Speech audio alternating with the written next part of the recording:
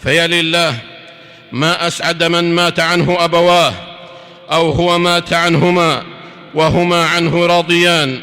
لله ما أسعده وما أهناه، ولله ما أحسن ما جاء عن إياس بن معاوية أنه لما ماتت أمه بكى عليها بكاء شديدا، فلما سئل قال: كان لي بابان مفتوحان إلى الجنة فأغلق أحدهما.